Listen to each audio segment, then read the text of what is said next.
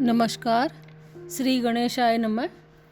मैं कृष्णा गौड़ मारवाड़ी व्रत कथा में आपका स्वागत करती हूँ। आज मैं आपके लिए बैसाख की चौथ की कहानी लेकर आई हूँ।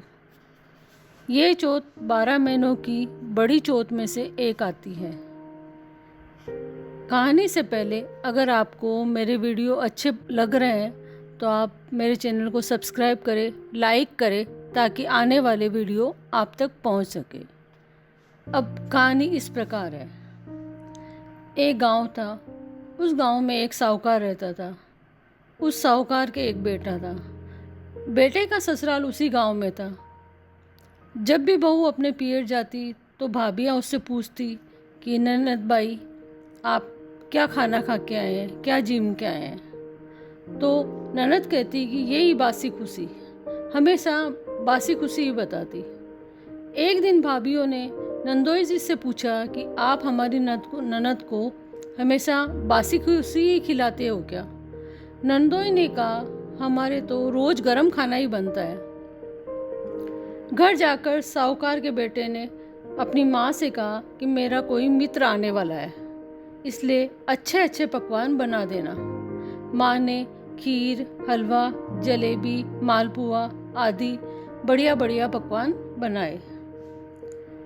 साहूकार के बेटे ने अपनी माँ से कहा कि 2 थाली परोस दो।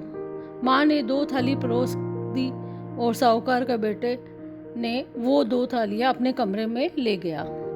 एक थाली अपनी पत्नी को दे दी और एक खुद ने ले ली। दोनों ने साथ में बैठकर खाना खाया। पत्नी जब पिहर गई तब वो साहूकार का बेटा उसके पीछे चुपके चुपके से देखने के लिए गया कि आज मेरी पत्नी अपनी भाभियों से क्या कहती है। तब भाभियों ने वही सवाल किया कि ननद भाई आपने क्या खाया। तब ननद ने वही जवाब दिया कि आज भी भाभी मैंने बासी खुशी ही खाया। जब घर पर पत्नी पहुंची तो पति को बहुत गुस्सा आया और गुस्से में उसने अपने पति से पूछा कि अपनी पत्नी से पूछा कि आज तो मैंने तुम्हें अपने पास बैठाकर भोजन कराया था, फिर भी तुम पियर जाकर बोलती हो कि बासी खुशी ही खाना खाकर आई हूँ। तब पत्नी ने कहा कि न तो तुमने कमाया न ही आपके पिताजी ने कमाया, ये तो आपके दादा परदादा का कमाया हुआ है, तब ये बासी खुशी ही हुआ।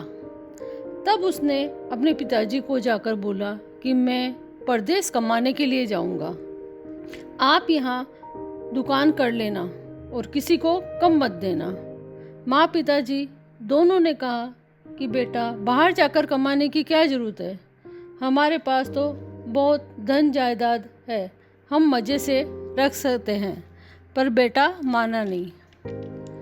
बेटा बोला मैं अपनी कमाई की ही खाना चाहता हूँ। माँ बाप दोनों अपने बेटे की जिद के आगे झुक गए।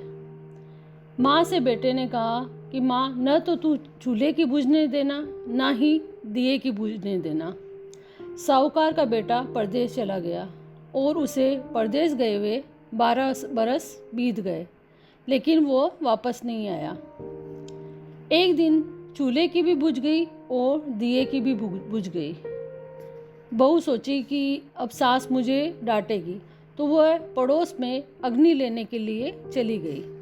वहाँ औरतें बैसाख की चौथ की कहानी सुन रही थी। तब औरतों ने कहा पूजा करने के बाद ही अग्नि देंगे।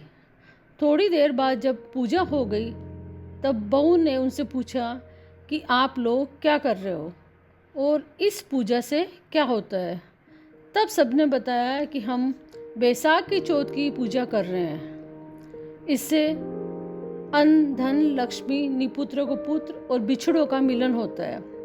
तो बहू ने कहा कि मेरे पति को परदेश गए हुए 12 बरस हो गए हैं, लेकिन अभी तक वह लौटा नहीं है। मैं भी चौथ का व्रत करूंगी, हर महीने चौथ का व्रत करूंगी। ये व्रत कैसे करते हैं आप मुझे बताएं। उन औरतों ने कहा कि 30 दाने गेहूं के रख लो, एक एक करके दूसरी तरफ रख लेना। जब पूरे हो जाए तो चतुर्थी का व्रत कर लेना और गणेश जी और चौथ माता की पूजा कर लेना। शाम को चूरमे का प्रसाद बनाकर भोग लगा लेना और रात को चंद्रमा को अर्घ्य देकर खाना खा लेना।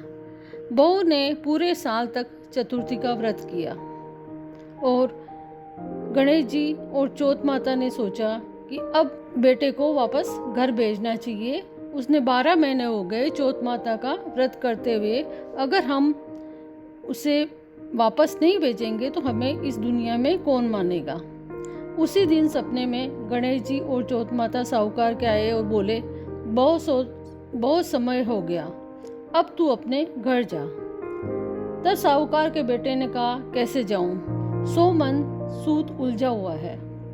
तब उन्होंने कहा कि सुबह उठकर नहा धोकर चौथ विनायक का नाम लेकर गद्दी पर बैठ जाना। देने वाले दे जाएंगे, लेने वाले ले जाएंगे। साहूकार के बेटे ने ऐसा ही किया। सुबह उठकर नहा धोकर गद्दी पर भगवान का नाम लेकर चौथ विनायक का नाम लेकर बैठ गया। सब काम बहुत सरलता के साथ हो गया। फिर सेठ ने उसे बहुत सारा धन देकर विदा किया। जब वह रास्ते में जा रहा था तो उसे एक बूढ़ा सांप आग में जाते हुए दिखाई दिया। साहूकार के बेटे ने सोचा कि ये जल जाएगा, इसलिए उसने सिसकार दिया और आग बुझा दी। तब सांप ने कहा कि तूने ये क्या किया, मैं तो 10,000 साल का बूढ़ा हो गया हूँ और मुक्ति पाने के लिए आग में जलने के लिए जा रहा था। तूने मुझे बचाकर मेरी और उम्र बढ़ा दी है, अब तो मैं तुझे खाऊंगा। तब साहूकार के बेटे ने कहा कि मैंने तो भलाई की है, भलाई करते ही कोई बुराई होती है क्या।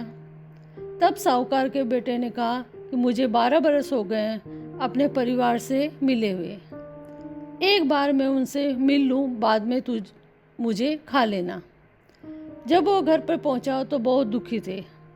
साहूकार के बेटे के माता पिता व पति पत्नी बहुत खुश हुए, लेकिन साहूकार का बेटा छत पर अपने कमरे में सोने के लिए चला गया और उसने अपनी पत्नी से कहा कि एक सीढ़ी पर बालू रेत, दूसरी सीढ़ी पर गुलाब के फूल, तीसरी सीढ़ी पर इत्तर, चौथी सीढ़ी पर दूध, 5वीं सीढ़ी पर दही, ऐसा कहकर सभी सीढ़ियों पर कुछ न कुछ रखवा दिया और चुपचाप सोने के लिए चला गया।